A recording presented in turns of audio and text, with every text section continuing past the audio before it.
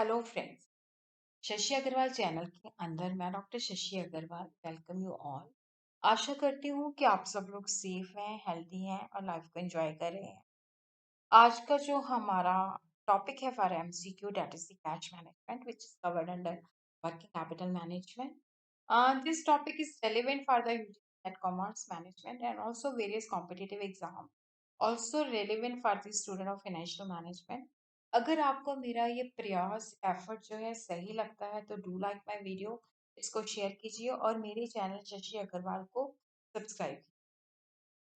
तो यहाँ पे हम कैश मैनेजमेंट के ऊपर एमसीयू के साथ कुछ basic concepts of cash management we will also understand. Management of cash का मतलब होता है कि ऑर्गेनाइजेशन के अंदर हम देखते हैं कि कहाँ से कैश आ रहा है, कहाँ पे कैश जा रहा है। तो it is the management of inflows and the outflows.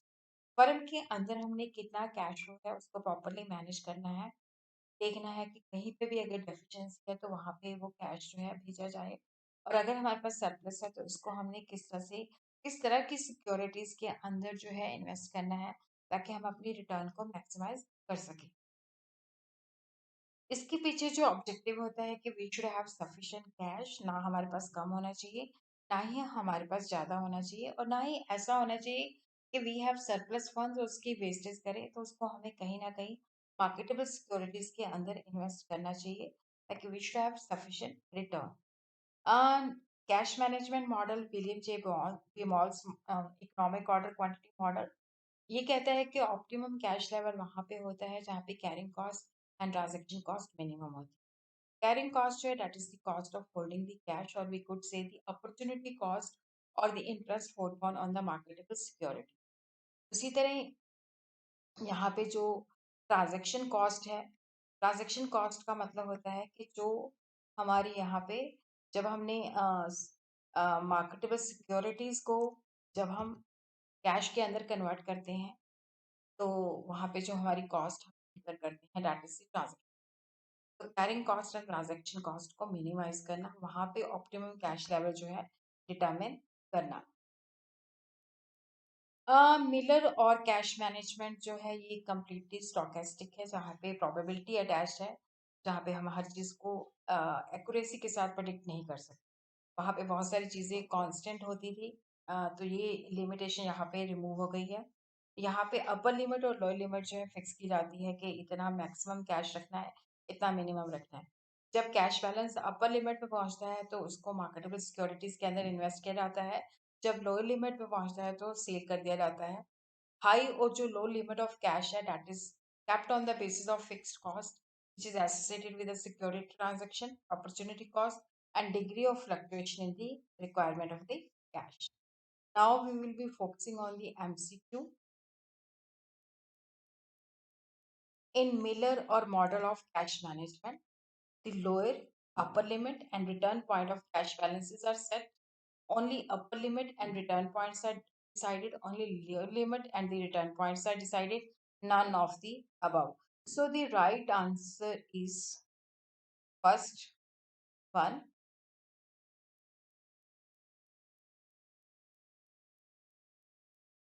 Lower limit, upper limit and return point of the cash balances are set out.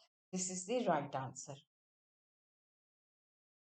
The term float is used in inventory management, receivable management, cash management, marketable securities.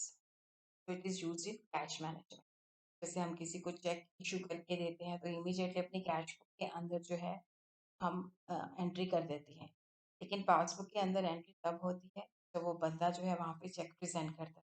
तो ये जो difference है इसको हम float कहते हैं। तो cash management के अंदर इसका इस्तेमाल सही तरीके से करना चाहिए।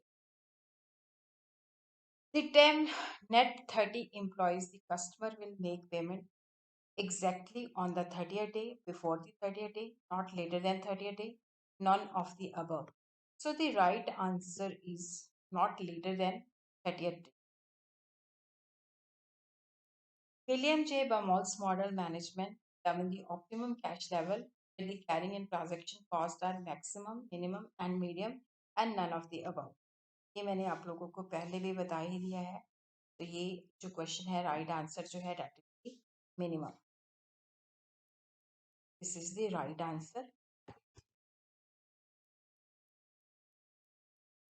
कि हमारा जो है ऑप्टिमम कैश लेवल वहाँ पे डिटरमिन होता है जहाँ पे हमारी जो है कैरिंग एंड ट्रांजैक्शन कॉस्ट जो है वो वहाँ पे मिनिमम है। Receipt and payment method dash dash dash considers annual cash flow are calculated by adjusting the sale revenue and eliminating the non-cash items. In this method, the budgeted balance sheet is predicted by each type of asset, all expected receipt and payments of the budget period. So, what should be the right answer? None of the above.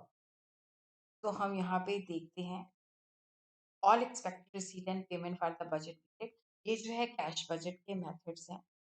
Receipt and payment method है जहाँ पे हम देखते हैं कि हमारे पास कितना expected receipt होगी, कितना एक्सपेक्टेड जो है हमारे पास जो है पेमेंट होगी।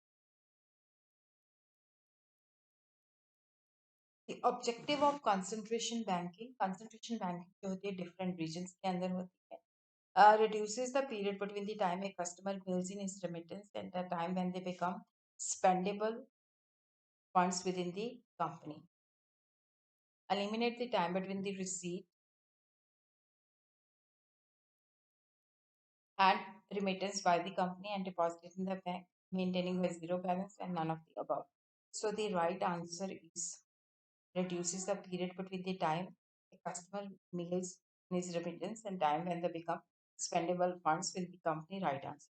कंसंट्रेशन बैंकिंग के अंदर डिफरेंट रीजन्स के अंदर स्ट्रैटेजिक पॉइंट जो है फिक्स किए जाते हैं जहाँ पे कलेक्शन होती है, फिर लोकल बैंक्स के अंदर डिपॉजिट करवा दी जाती है, फिर वहां से क्या होता है कि हेड ऑफिस भेजी जाती है। A company established a number of strategic collection center in different regions instead of single collection center. और ये जो पीरियड है कि कस्टमर अपनी जब रेमिटेंस मेल करता है और जो टाइम है उसके बीच में गैप को खत्म करती है, क्योंकि डिफरेंट रीजन्स के अंदर जो है एस्टेब्लिश किए जाते हैं, तो वहाँ पे लोकली फिर जो पेमेंट्स मतलब मिलती हैं तो उसको लोकली डिपॉजिट करवा दिया जाता है और जो बाकी बचता है पैसा सरप्लस जो होता है वो हेड ऑफिस भेज दिया जाता है। लोकल बॉक्स सिस्टम जो होती है रीजनल सिस्टम के बेसिस पे होती है, एक पर्टिकुलर रीजन के अंदर होती है कि यहाँ पे accelerate the flow of funds, मतलब जो मेन होता है कि हमने फ्लो ऑफ फंड्स की तेजी बढ़ानी होती है। तो जैसे कंसंट्रेशन बैंक के अंदर तो जो रेमिटेंस होती है कलेक्शन सेंटर रिसीव करता है और प्रोसेसिंग के बाद जो होती है डिपॉजिट की जाती है। लॉक बैक सिस्टम का जो होता है कि जब हम कंपनी रेमिटेंस रिसीव करती है और जो डिपॉजिट बॉक्स के अंदर किया जाता है वो टाइम पीरियड जो है उसको खत्म करना होता है। लॉक्स बॉक्स सिस्टम जो होता है that is on the regional basis sorry on the regional basis होता है। कंसंट्रेशन बैंकिंग जो होती है that is supplied in different regional centres. इसी के साथ ही हमारे ये एमसीक्यू जो है फिनिश्ड है और आप मेरे चैनल को अगर नहीं सब्सक्राइब किया हुआ तो डू सब्सक्राइब माई चैनल।